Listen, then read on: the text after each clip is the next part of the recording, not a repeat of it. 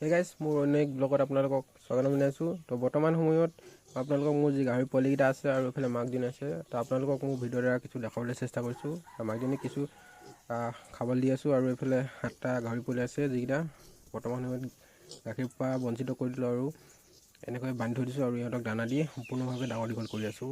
আৰু কাৰোবাক যদি লাগে মোক কণ্টেক্ট কৰিব, কম দামতে আপোনালোকক মই বিক্ৰী কৰি দিম। তো এতিয়া বৰ্তমান সময়ত আপোনালোকক কিছু গুৰুত্বপূৰ্ণ কথা ক'বলৈ চেষ্টা কৰিছোঁ।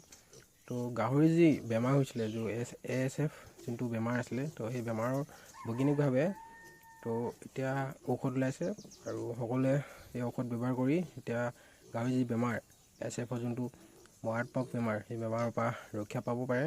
তো এতিয়া বৈজ্ঞানিকভাৱে যোনটো ভূপালৰ পৰা বৈজ্ঞানিকসকলে তো এই ASFৰ যোনটো বেমাৰ, তো বেমাৰৰ ঔষধ উলিয়াই তুলিছে। তো সকলোৱে এই বেমাৰৰ পৰা এতিয়া পৰিত্ৰাগ পাব।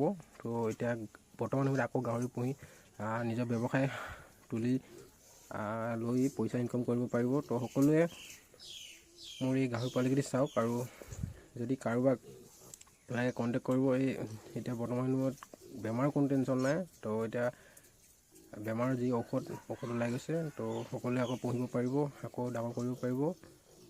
তো ব্যৱসায় কৰি পইচা ইনকাম কৰি থাকিব পাৰিব। তো বৰ্তমান সময়ত ইমানেই। তো আকৌ পুনৰ লগ পাম। জয় অসম, জয় জুবিন দা।